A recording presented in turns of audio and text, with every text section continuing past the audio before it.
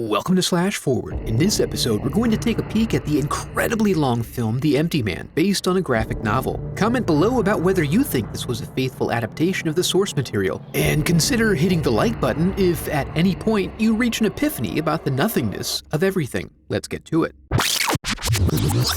We open in Bhutan in 1995 as a group of tourists hike through the misty mountains. But this is not a pristine wilderness nor a primitive trail, as we come to find it is littered with decorations and structures. Even a convenient bridge. They cross, but almost immediately consider heading back down the mountain due to an ominous nor'easter bearing down on them. However, Paul hears a faint tooting sound from off in the distance, and it maxes out his curiosity meter. He seems to be the only one it calls to, and he floats off in wonder in its general direction. Until he doesn't. Always quick to help a bro, Greg saddles up and descends into the welcoming folds of the crevasse. But when he gets down there, Paul is already super busy praying to the god of the mountain. Or goddess? Despite his concentration, Paul is decent enough to whisper to Greg that touching him will result in Greg's death. But with no clear danger nearby or context of what he's on about, Greg resolves to get his bud out of there even despite his passive resistance. Greg struggles to dig deep enough to find the stamina to fireman carry Paul all the way down, and right as his hammies really start squealing, they find a rustic cabin just off the trail. Inside, they work to get Paul's clothes off to check for unseen injuries, and find an object in his hand.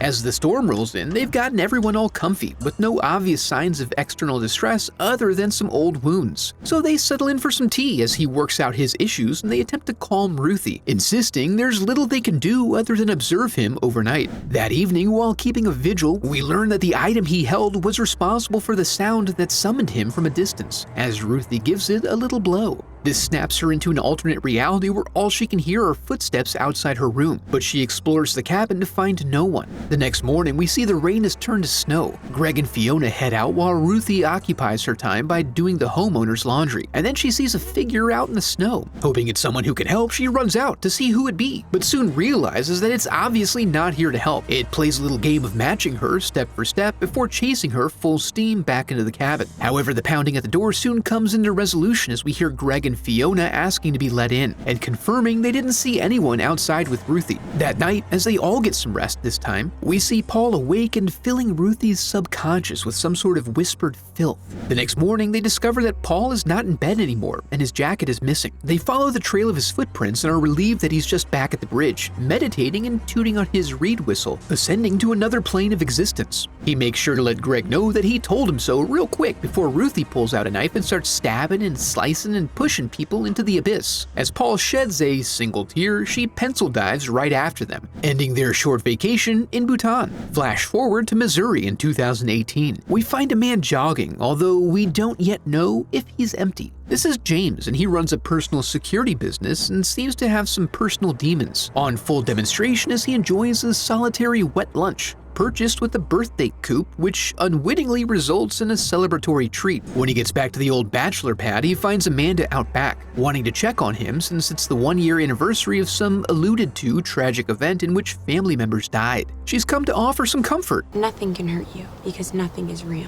Ah, I see. Through her own personal research and growth, she's discovered the power of manifestation, tapping into a shared consciousness streaming through all history. James isn't so much of a woo-woo guy, and she's a dumb teenager, so she leaves him to mull it over a bit. Quick nightmare of his family asking where he was, and then he pops his morning dosage to start his day. James then gets a call to Amanda's home where her mother, Nora, an old friend, reports that she's gone missing. But she was kind enough to leave a parting message. As the police go through their routine, we learn that James used to be an undercover cop, and as their questions turn toward the idea that Amanda may have left of her own volition, it becomes clear that they don't intend to do much to investigate the events that have transpired here. As an old friend, James offers to step in and act as an investigator, and he starts by acquiring a list of Amanda's school chums. In a very natural and unsuspicious manner, he heads down to the local schoolhouse and starts asking kids their names and if they'd like to get into his car. He finds Tavara, who tells him about the empty man myth. You go to a bridge and find an empty bottle.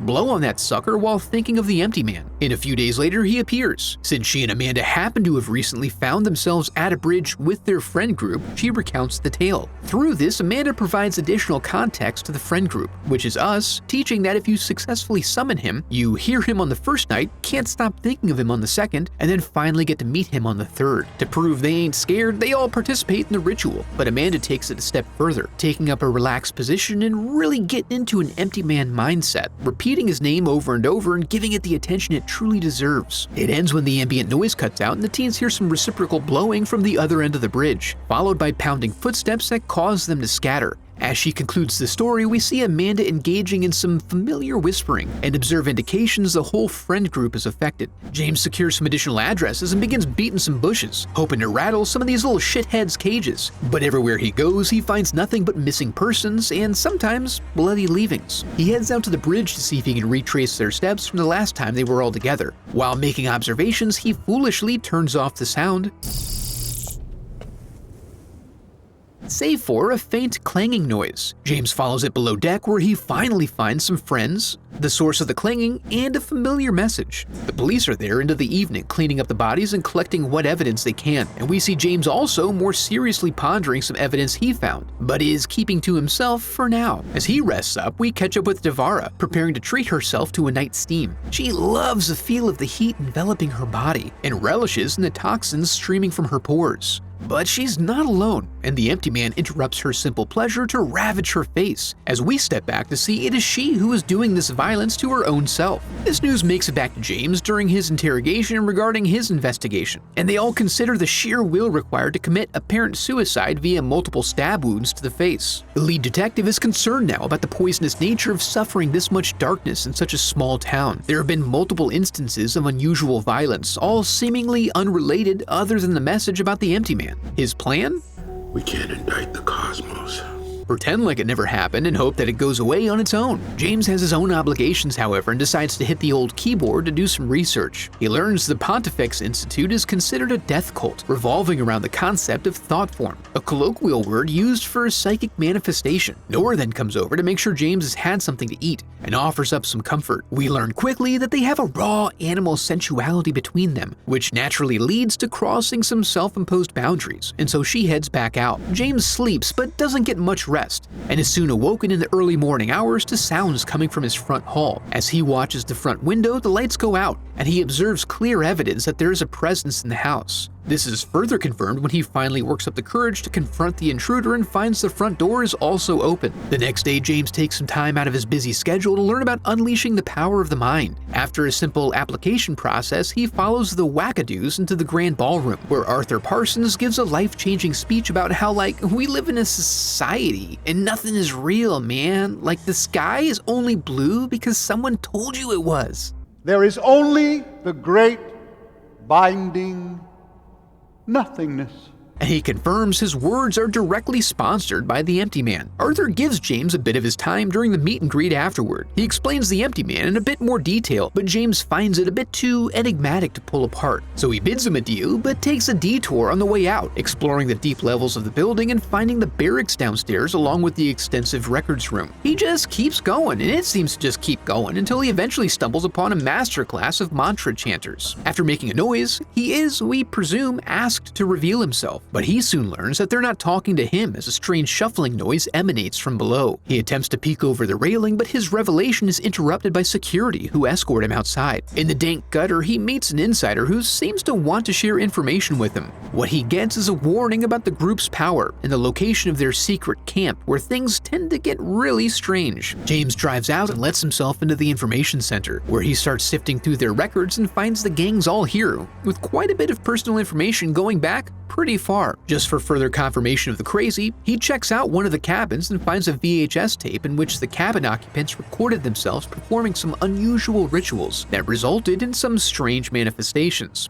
When James emerges, he sees a light off in the distance and goes toward it. He witnesses a group of freaks enjoying a jog around the bonfire. Their chanting and energy really invigorates the flame and results in James having a brief vision, but he soon snaps out of it to find the flame gone, and then the light is similarly extinguished. The group moves in unison in his general direction, following him step for step before taking off in a full-out sprint as he retreats into the woods. He manages to make it to his vehicle and tear out of there into the night, wondering, What the fuck was that? a good question. He immediately runs to the station to drop off the files and is encouraged to write a statement, but also seems to notice the guys are side-eyeing him pretty hard. So afterward, he gears up at his shop and rushes to Nora's house. He recommends she head out for a few days, filling her in on the dangers of the Pontifex Institute before dropping her off at a hotel. Through their parting words, we get confirmation that his recurring nightmare is of his family dying in a car wreck, which happened at the same time he was stepping out with Nora. He wakes up at 3 a.m. again and now gets to meet the empty man, but it's over pretty quickly. Afterward, his doorbell rings and he finds a gift on his doorstep. Then he breaks the cycle, declining to medicate himself and returning his ring to its finger. Newly motivated, he hits the streets, following his young friend to see where the trail leads. They wind all over town, picking up passengers well beyond the load capacity of their vehicle. Luckily, they reach their destination and unload before the springs give out. They enter the back door of a medical facility and James manages to just barely keep up and pursue them through the hospital, where they eventually enter a room and engage in an odd ritual for what looks like Paul, the one who apparently brought the empty man stateside. After the field trip, James does a child abduction, relieved to find that our modern culture is very conducive to such activities. He insists on being provided info, but gets more tangled up mumbo-jumbo. There's a prophet, the Between One, who needs an empty man to act as a bridge to our world from the noosphere. He brings chaos and will pull back the veil to reveal that nothing is real, which he thinks is pretty cool. When asked directly about Amanda's whereabouts, lest we forget what James has been motivated by this whole time, he just says that she's on the bridge, which, of course, doesn't exist. James heads back to the Institute now, but it's as if they were expecting him. In the record room, he gets right to the patient's file, somehow, and confirms for us that it is Paul. He's distracted, however, by a file inside the file that's about him, and it contains everything, including photos and items that would seem impossible to acquire. He mulls this over on his way back to the hospital. When he arrives on the floor, he plays like he's a PI and is looking for a missing person. He wants to rule out the patient and starts questioning the night nurse on what she knows about him. She starts out tight-lipped, but then seems to really take pleasure in gossiping about the comatose man, noting how curious it is that someone who's a John Doe and can't speak has so many strange visitors. Why, he even has someone in there right now. James goes in to see if he can pump this person for some more information on Amanda's whereabouts, but it turns out to actually be Amanda, tending to Paul's every need. She refers to him as a carrier of a signal that is contagious. James makes a quick call to Nora to share the good news. I'm sorry, who is this? But she has no idea who he is. So Amanda explains further that Paul is withering from holding so much power for so long. A replacement is needed, and rather than waiting to chance upon another vessel, they decided to make one this time. Not just in the sense that they capitalized on James' emptiness, but in the sense that he was actually born 3 days ago, with a lifetime history of pain and fearfulness designed whole cloth by the group. And indeed, the worst moment in his entire life was engineered specifically to help him be a sufficient vessel. This was all accomplished through the art of thought form. Thought plus concentration plus time equals flesh. He then falls back into his memories and becomes witness to his conjuring and the manifestation of the signal, which pursues him in its wedding vestments, hoping to make him its bride and chasing him down a dark hallway. When it eventually catches up with him, it pins him down and ejaculates its entire being down the back of his throat. He flees from this reality while remembering the most painful details of his life, circling back to his house and breaking in to find that it contains nothing except a hallway that leads to a room where they're keeping Paul. He kills Paul, unsure if he's breaking a cycle or starting a new one, and finds himself back in the hospital room. He exits the room where the staff demonstrates their willingness to worship him, bowing down before him and making themselves available to receive his transmission. I have a website set up where you can support the channel through donations or merch. Just a quick note that I've added an uncensored review of Under the Skin as a benefit for donation. I'd like to give a huge thanks to my donors memorialized in the Hall of Headshots.